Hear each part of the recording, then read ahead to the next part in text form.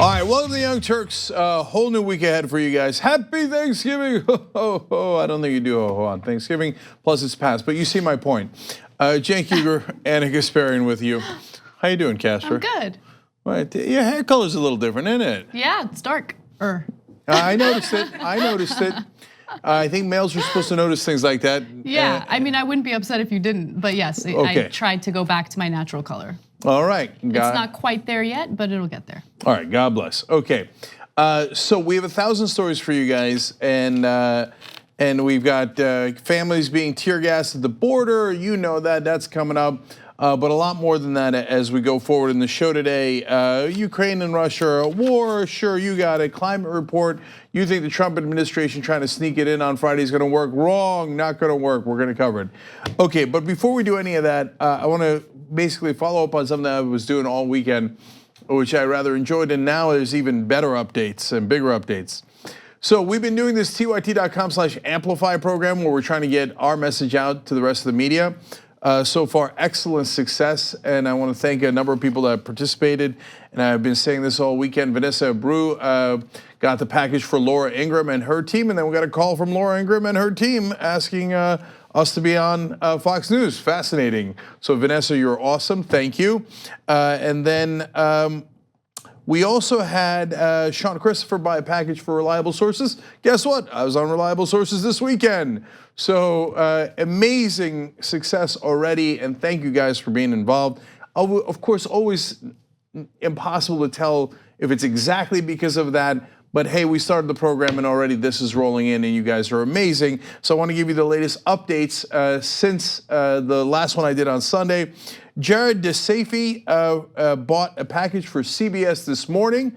So their morning show will get Young Turks membership, including Gayle King, best friend of Oprah Winfrey, Norah O'Donnell, and so many others at that network will be getting TYT membership, which is awesome. And then today, Marie LaPosta bought membership for Pod Save America. And since they do podcasts, I would rank them as among the most likely to use the Young Turks membership. So excellent purchase, Marie. Thank you. And of course, Marie and all the others that participate, look, you help build home of progressives and you get the message out to others. It's a win-win and we deeply appreciate it. And then later today, that was in the Pod Save America was in the morning, and a little bit later, The View, which was a giant package because they have a giant show with a huge staff, bought by an anonymous viewer of TYT. So The View, including Whoopi Goldberg and all the others, will now get Young Turks membership. So I look forward to them listening to that and hopefully at least understanding the progressive point of view. Now, here's a fun thing. We added some folks now to tyt.com/amplify.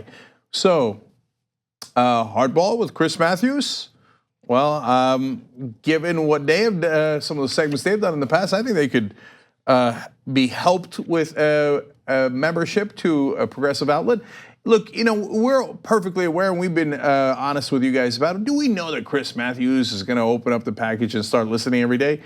Of course we don't know for sure. Of course we don't know, right? On the other end, is there a chance? Yeah, because we'll be sending it to him.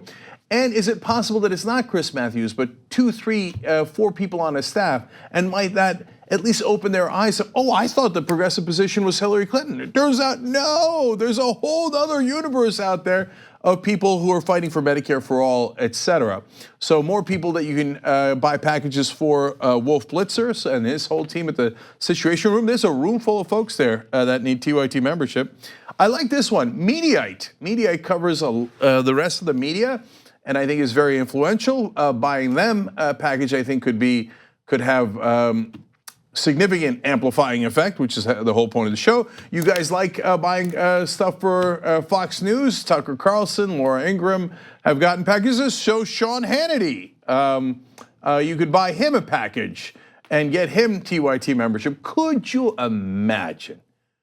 Now, are we really going to flip him? That would really be one of the most miraculous things that ever happened. Like, say, well, I was listening to the Young Turks the other day, and I got to tell you, they made a really good point. Okay, that would be very surprising. Although with Tucker Carlson and my conversation with him, maybe not as shocking as you think. But the other thing you could do is, oh, I get it. These are the strong progressive voices. Well, then I'm going to put them on air to battle.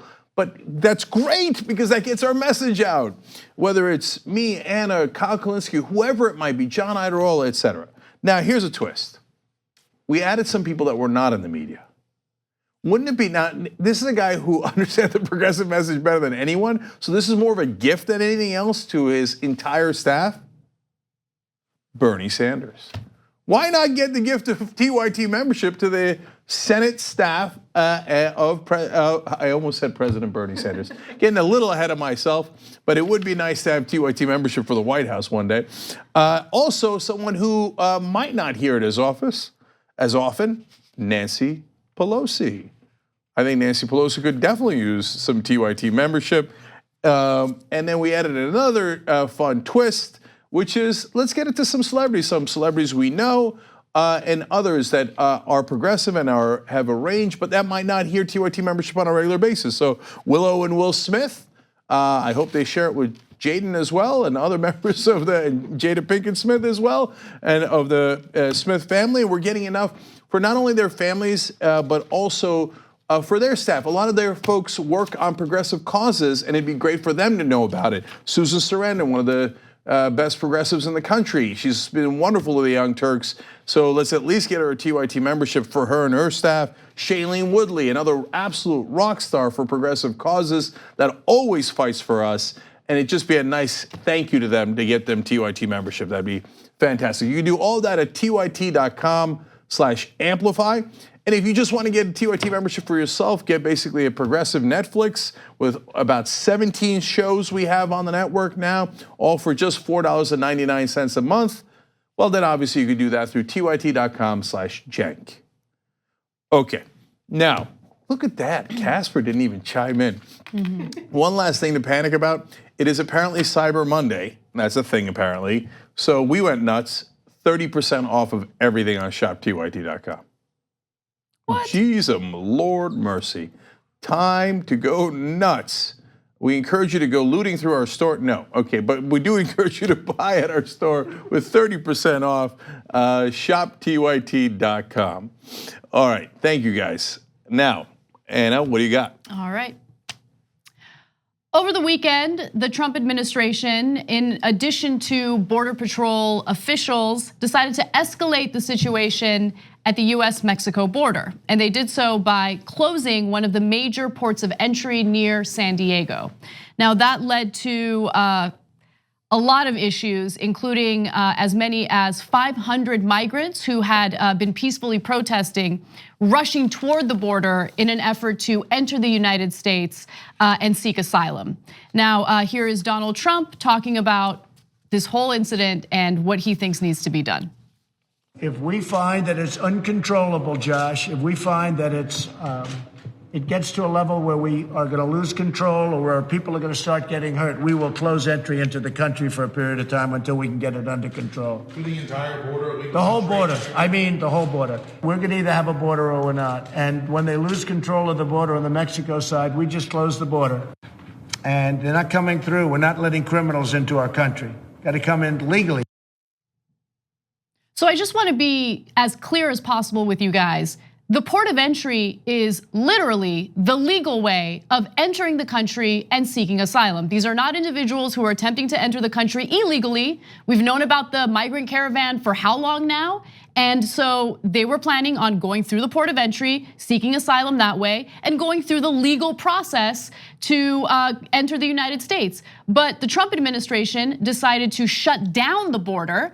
And even though it's being reported as something else, what really happened was Trump claimed that he had some sort of agreement with Mexican officials. And the agreement stated that Mexico would hold asylum seekers in their country until our immigration judges can get to them and make a decision as to whether or not they would be granted asylum.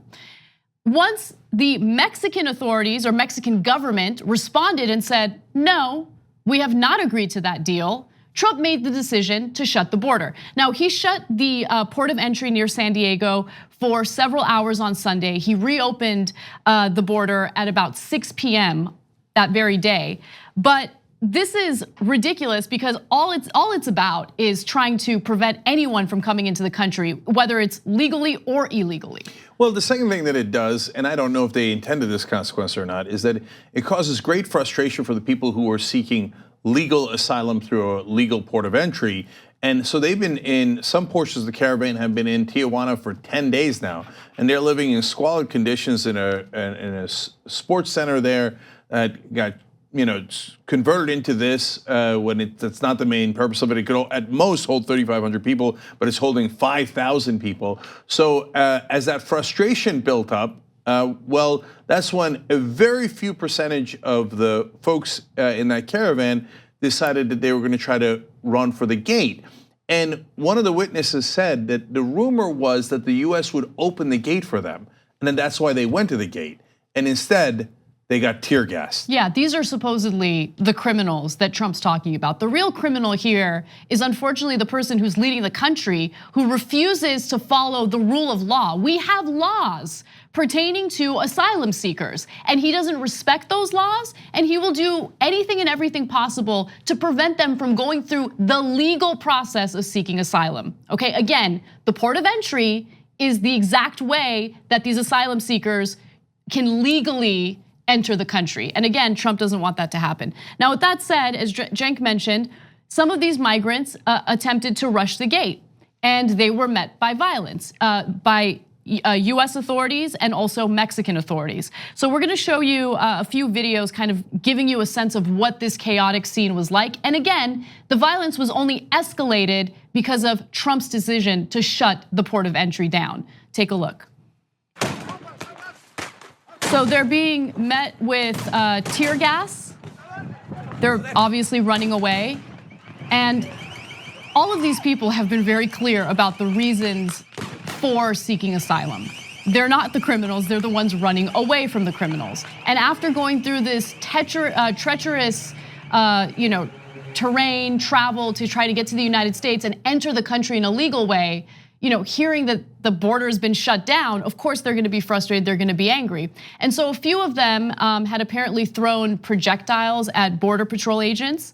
And Kirstjen Nielsen, the Secretary of Homeland Security, released a statement saying this, let's go to graphics 27. As I have continually stated, DHS will not tolerate this type of lawlessness and will not hesitate to shut down ports of entry for security and public safety reasons.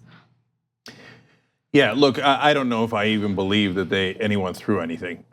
So in these type of situations, there's always conflicting reports, and there's people saying that, look, we've been waiting to go through the whole time, and then they shut the wall down. I think 39 people, roughly, that's the count, trying to get past the gate out of the 500 that were seeking asylum on that day, out of the 5,000 that are in the sports center in Tijuana. So it's a tiny percentage that got frustrated, and that's why I wonder, like, if the frustration is on purpose. It might not be. It might just be that Trump wants to slow them coming into the country by any means possible, or it might be they think, well, we said they'd rush the gates, and so maybe if we bottle them up long enough, somebody will rush the gates, and then we'll have the video and the pictures that we wanted. We could show on Fox News all day long and go, aha, the infestation. Okay, and then you get the Department of Homeland Security to say, yeah, they threw something, we think.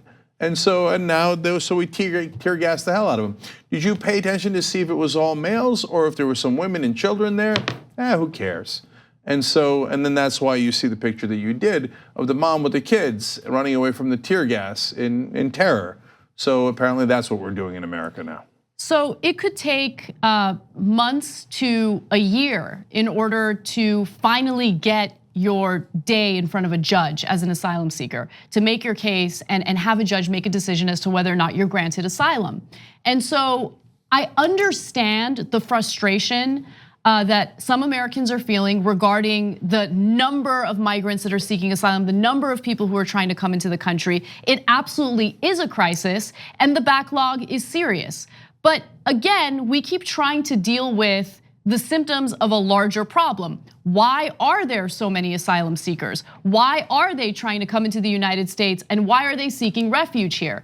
Okay, are there possibly US foreign policy US foreign policy, has there been US foreign policy in the past that has actually exacerbated this problem? We never have a conversation about that, right?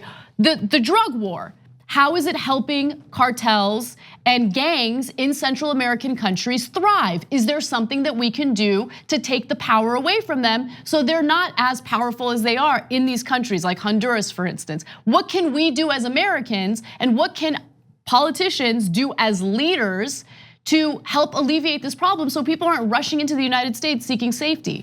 So there's two schools of thoughts on this. One is the conservative Fox News school of thought, which is, oh, so are you trying to blame us? Like it's our fault? Yes. Yeah, okay, and now the other school of thought is, yeah, look, if you want the mass immigration to stop, let's look at the root cause so that we can help you and the whole country and the people that live in those countries as well get to an answer so they're not constantly trying to come into the United States. So one thing would be, hey, if there was less violence in their home countries, not only would they have less reason to flee, but they'd have less reason to ask for legitimate legal asylum because their lives are in danger in their own country. What is causing the most amount of violence in their country? That is indisputable. It is the drug war. Who started the drug war? We did. All that is indisputable. Now you can say, oh, I'm offended. I need a safe space from your facts. Okay, but facts don't care about your feelings. So the reality is, we started that drug war. It has led to violence. That is what they're fleeing from. Every reporter is consistent on two facts. None of the people in that caravan are armed. None of them, okay? And number two is, so that's the whole thing of like, these are dangerous people coming in, and including Middle Eastern, as Trump says. No, total lies, 100% lie. If you choose to believe a lie, that's up to you. But every reporter on the scene says the opposite. The second thing is, they are all running from violence. One witness, one of the people seeking asylum says, look, they're trying to initiate me into a drug gang. So if I stay, I either have to become part of this violent gang or I might be murdered for not joining the gang. So what am I gonna do? I packed up my kids and I ran. What am I gonna do, right? You can say, blah, blah, blah, blah, blah, blah. I don't wanna hear that it's anyone else's fault. I like when Fox News blames the brown people, okay, and scares me. Well, okay, that's a choice you're making about your feelings, but they are not connected to the facts. If you want to solve the real issues here, both for their sake and our sake, you would look at the root cause of the problem. And look, again, we're progressives, so we don't just look at things black and white. There are a lot of different factors. So there are more factors than just the drug war, but that is a huge factor. That is a huge factor. Yeah, and just one last thought on, okay, so but what do you do when they get here? We have a system, guys. It's worked for all this time. I know conservatives are frustrated by it because they think, well, you know, somehow people enter the system, but those that entered the country, what they would say illegally and undocumented, and now we have over 10 million people in the country that are undocumented. Yes, but they did not seek, those folks, the overwhelming majority of them did not seek legal asylum as these people are. They did not come in a giant caravan that you could see from anywhere. Yes, some of them snuck into the country, maybe for similar reasons, maybe to get a job, etc. But these folks in particular, they've got you the most worried about, are the ones doing it the most legal way. And yet we still tear gas them. I mean, what Trump is essentially doing is encouraging people to enter the country illegally, right? If you shut down ports of entry, when people are desperate and they're trying to protect not only their own lives, but also their children's lives, you think that Trump shutting down a port of entry is gonna stop them from trying to enter the country illegally? Again, these people were trying to enter legally. They were going through the legal process to seek asylum. Trump prevented that from happening. But I just wanna ask Americans in general, but also in particular Trump supporters, aren't you tired of being lied to at this point? Because he lies over and over again. A federal judge literally just blocked his efforts to bar migrants from seeking asylum if they've entered the country illegally. A federal judge deemed that unconstitutional because it's something that needs to be decided by Congress. And now he's decided to just shut down a port of entry because he wanted to throw a temper tantrum over his inability to negotiate a deal with Mexican officials, okay? And again, to Anna's point, his lie about it. He said, oh yeah, Mexico agreed to this. And they asked the president-elect, did you agree to this? And he's like, no, I didn't agree to that. He just makes things up nonstop. And he made up that there was Middle Eastern in the caravan. He made up that they were dangerous and had, all sorts of nefarious people in the caravan. But the caravan is so slow moving and so obvious. The reporters just went and asked all the people in the caravan, etc. They're like, there's no Middle Easterns here. No one's armed. No one's dangerous. Right. And what are you guys going to do? Well, we're in a giant caravan because we're going to go seek asylum. If we wanted to sneak in, we wouldn't be in a giant caravan where you could all see us.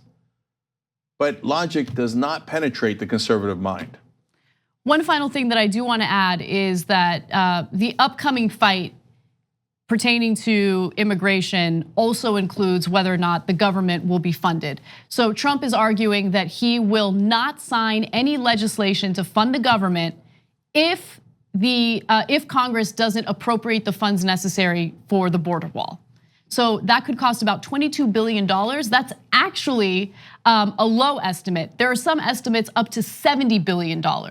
So something to consider moving forward. For Trump, this is not about immigration. If he genuinely cared about undocumented immigration and stopping it, maybe he would focus on people who overstay their visas, because more than half of immigrants who are undocumented come into the country with a visa and they overstay their visas. But this whole border situation is visual. The one thing Trump is good at is marketing, and he understands that humans are monkeys, and we respond to the visual effect of what's happening at the border right now. There's about 6,000 migrants seeking asylum. Okay, about 500 of them have already made their way to the border. That is not the heart of the immigration issue. The heart of the immigration issue is the inaction of Congress, their inability to pass any type of immigration reform, okay? And just the fact that we as Americans keep getting distracted by a non-issue when there's a bigger problem to focus on. Oh, by the way, why are they not passing immigration reform? Because the overwhelming majority of the country actually wants a pathway to citizenship. And the Republicans say, well, that's inconvenient for us because our base hates those people. And so they don't want them to have a pathway to citizenship, so we're gonna block it. And then they turn around and blame the Democrats. But wait a minute, you're the ones who clearly had control of Congress and the White House, and you didn't pass anything. Why didn't you pass anything? That's because you know how deeply unpopular it is in the country, so you just sat on your hands and let this crisis happen. And it happened on your watch while you controlled every lever of power in Washington.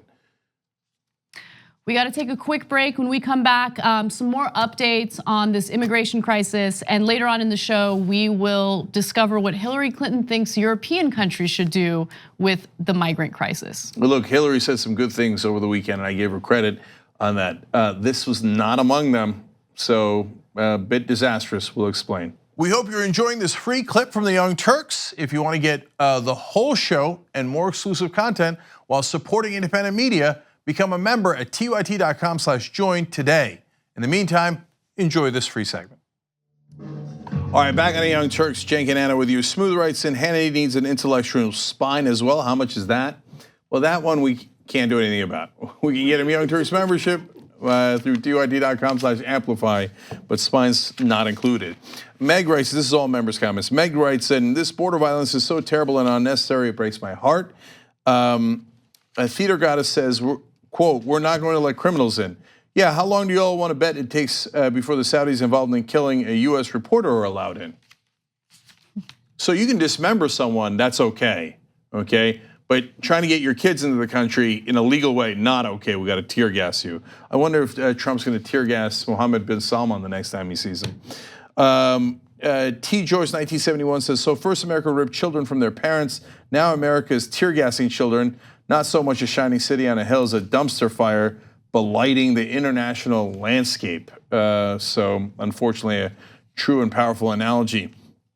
Joseph says there's been a massive drought in Central America, exacerbated by climate change too. If people think that this is a lot of refugees, wait until climate change makes the tropics uninhabitable. There will be millions more. Yes, that's another great point. And again, conservative heads explode. They're like, oh, it seems like you're blaming us. Well, God damn it, just think for a second. What is causing the problems? But they don't want to. They want a simple world where they can just blame the others and feel better about themselves while not solving the problem at all. Great points, Joseph. Thank you for bringing that up. Last one is from YouTube Super Chat. Mikhail Pradia writes in, how about we add Bill Maher and Chelsea Handler to that celebrity list? They can definitely get on the left side of history. That's an interesting point, and we will consider that. Thank you for the suggestion. It's a very good suggestion. And I forgot to read a name for you guys. Rosaria Dawson, another wonderful progressive, is also on the list at tyt.com/amplify. Okay, Anna, what's next? All right.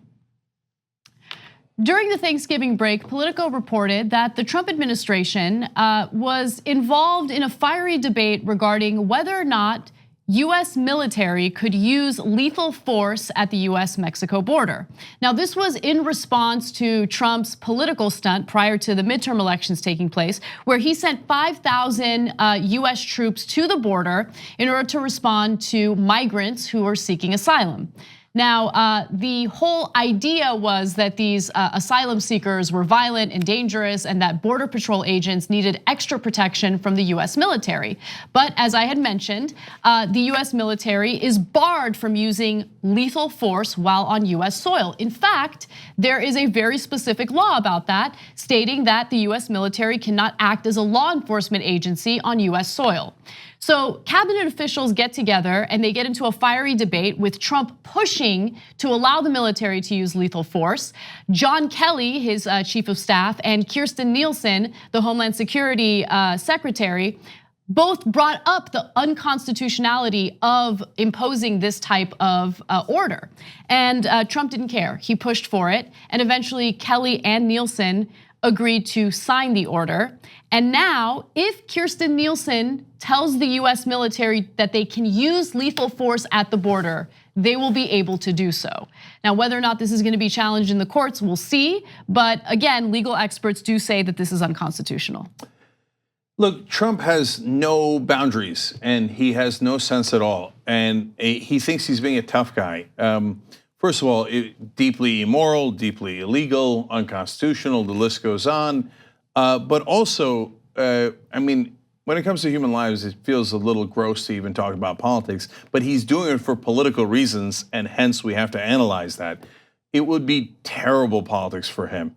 Yeah, I get it. His base is vicious. But even so, even for the deplorables, if they shoot and kill people at the border, and then you got pictures and videos of dead people at the border, my God, they shoot women and children. He orders the US military to shoot them. Nah, that's the end of him. I mean, people, look, and again, maybe I'm wrong and a lot of progressives will disagree with me. I just don't think the country's that evil-hearted. I think that they're afraid, a lot of conservatives are afraid of the others. Oh my God, what if a trans person walks into my bathroom and then I guess my head would explode or I would be attracted to them? I don't know what they're afraid of, right? But they're afraid of something. They're afraid of brown people. They're afraid of black people, even if they're unarmed. I get all that stuff. But to see blood in the streets like that, I think that would maybe shakes them out of their cognitive dissonance, or maybe I'm wrong and they go, yes, finally, murder at the border. I don't know, but I think that's a terrible idea in every regard. Well, I agree with you in that it's a terrible idea, and I think that it's dangerous to set a precedent where we allow our military to use lethal force while on US soil. I mean, we really need to ask ourselves if we're comfortable living in that type of country, and I know that I'm not, right? But going back to the immigration issue, I think you are wrong, Cenk, and the reason why I say that is because remember, as this whole migrant caravan situation was unfolding, you had members of Trump's base arming up and going to the border with the intention of literally shooting asylum seekers if they attempted to enter the country. Those were Trump fans, those were Trump supporters, crazy vigilantes. Now, do they represent all of Trump's voters? I'm very tempted to say yes, but probably not. Do they represent the majority of the country? No, they don't. But these migrants have already been met with violence, unprecedented violence, and that happened just this past weekend. And what do Trump supporters tell themselves? They try to justify it, they try to rationalize it, they try to minimize it. So, but it's a matter of percentages, I hear you. And man, if a majority of the Republican Party, if there is that kind of violence at the border and our military uses force within the country, and there's two different problems there, right? And they're all like, yeah, it's great when the giant big government comes in and starts shooting people within the country. Look, that part I'm with you. Mm-hmm. They won't understand that violates every principle they claim to have and why they think they needed their Second Amendment rights, right? But if they see dead kids at the border and they still like, yes, will some percentage of them be like that? Of course they will, right? But I think another significant percentage will go, that's, God damn it, that's too much. I didn't sign up for this. But we'll see. And look, but you know, maybe the most important part of the story, even though those two elements are gigantic, is how fascism creeps in. He gives an unconstitutional order. They resist in the beginning, but then they make justifications. Well, I do like my power, and well, I could maybe provide a check on Donald Trump if I'm still here, but if I don't follow this order, I'll be gone, and maybe he'll have a more unstable person and will be in worse shape. All those pretty little lies they tell themselves. Meanwhile, you're not much of a check on Donald Trump if you allow him to take that kind of unconstitutional action and have the military start, shooting from inside our borders. Then why were you there? I mean, that defeats the whole point of providing a check on Donald Trump. You guys aren't going to do a check on Donald Trump, okay? You're going to let him run roughshod, and once this stuff settles in, if there is not an incredible, I don't mean a public outcry, we've seen that 1,000 different times, but consequences in the voting booth, then you got to say, well, we got to get the monsters out. Otherwise, fascism becomes accepted, and we start shooting people like this at the border. And I also want to make note of what an unbelievable coward John Kelly is. So this is a man who fought for our freedoms, fought for our Constitution, right? Big military guy, tough guy. And everyone had high hopes that he would serve as a check or a balance to Trump, because he doesn't believe in the Constitution. Trump has been abundantly clear about how he doesn't believe in the Constitution. He doesn't believe in the rule of law. He doesn't respect the way our government works. But John Kelly has not served as a check on Donald Trump. In fact, what has John Kelly really done? I mean, he gets a little bit of pushback from Trump, and then he goes ahead and caves or concedes to anything and everything Trump wants. When Politico first reported that story, I was frustrated with Kirstjen Nielsen because she wants power so badly that she'll let Trump, yell at her, talk down to her, have her implement policies that she seems to have an issue with, but she'll implement them anyway because she loves that power. She wants to stay in that position. But John Kelly, what was it really worth it for you to go out there and fight for your country? Because you could be fighting for your country right now when it matters the most, and he's not doing it. Those are tough words, and they're absolutely correct. So look, H.R. McMaster, another retired general, was the national security advisor for Bush. In another story that came out over the weekend, Bush apparently told the prime minister of Iraq, hey, we'd like your oil. Hey, we helped liberate you, so I want to take your oil now. I want to take your natural resources that belongs to the Iraqi people. I don't care, give it to me. And everyone in the room was apparently horrified. H.R. McMaster, though, had the spine to tell the president, that's inappropriate. That'll make us an international pariah if people think we're stealing their natural resources, and that's why we use the United States military in the first place, not to do good in the world, but to steal their oil. Now, look, and in the way that he phrased it was not even as harsh as I just said, but he got that point across. Now, H.R. McMaster is no longer the national security advisor because the petulant child, Donald Joffrey Trump, does not like that and will immediately fire you. But hey, at least McMaster did the right thing and put a check on him. And you know what? We didn't take Iraq's oil. So McMaster at least did his job and said, not on my watch. John Kelly, Kirstjen Nielsen, everyone else at the White House right now says, yes, sir, absolutely, sir, on my watch, please proceed. They'll later write books, I guarantee it. They will later write books saying, oh, all the brave things I did that you didn't see in blocking bits and pieces of Donald Trump's agenda. Well, you didn't block enough of it because here it is. I mean, if a retired general does not understand the gravity of using military troops inside the country, or understands it and signs off on it anyway, what happened on your watch? John Kelly, the reality is fascism began under your watch. Exactly. All right, moving on.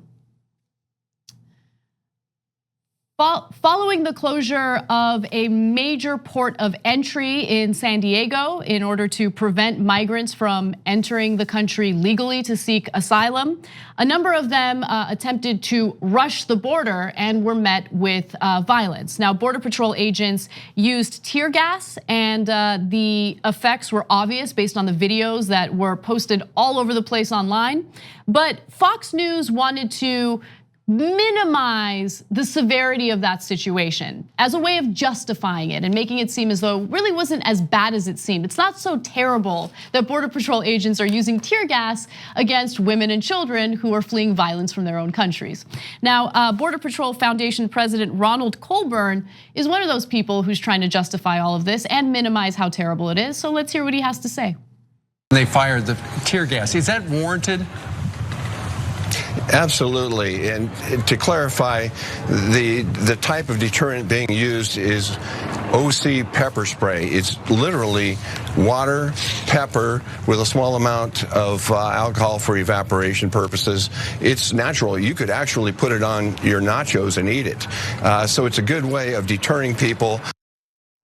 Oh, that's great. So I would like the opportunity to spray that tear gas or supposedly pepper spray all over his face because it's natural. It's probably good for your skin, you know? Maybe it'll help out with that situation you got going on. Why don't we go ahead and spray your face with that natural product that you think isn't that big of a deal? I like how he also sprinkled in a little bit of racism along with the horrific ode to violence that he had. Well, you could put it on your nachos. That would be fine. To Anna's point, and I don't want any of this to happen because we're not monsters like the people on the right wing. Just a rhetorical question back at him, given what he's saying. What if we put that stuff on your food? My guess is you would say, oh, left-wing mob. I can't believe it, what mobsters they are. And look, you guys need a safe space when someone protests you at a restaurant, when someone talks to you at a restaurant. And then you talk about, well, we're just giving them a little bit of pepper with their nachos, as in reality, you're tear gassing men, women, and children. Well, that's awfully convenient, right? So they are, man. They get a kick out of this, some in the right wing. They look at this, and for them, that's like porn to them. And so I'm not surprised that guy said that. He'll say much worse. And Fox News will eat it up. They're like, ooh, that was good, bring him back. The audience really loved what a vicious racist that guy was. That's wonderful, let's bring him back. Yeah, the propaganda coming from Fox News, I mean, it makes me embarrassed, honestly, to be an American, to be associated with people like this, to justify using tear gas against people who are fleeing violence in their own countries. Like, I get the frustration, again, when it comes to immigration, the inaction by Congress, the backlog at the border when it comes to these asylum seekers. I understand all of that, and we need to find solutions to all of that. Using violence against them, not the solution that I'm looking for. Last thing on this, you know, on the show, we always talk about what if the shoe was on the other foot. So, hey, don't go to Tucker Carlson's house. You wouldn't like it if they went to Elizabeth Warren's house, et cetera, right? That's because we try to be decent people and think about, hey, no matter what the situation is, right wing or left wing, let's see if this is the right thing to do or not. For those guys, though, they never consider that other people are humans that they could empathize with. So when we do that rhetorical trick that Anna just did, and say, okay, what if we tear gas you? He'd be like, how dare you? Why? Because he's a person. He's a human.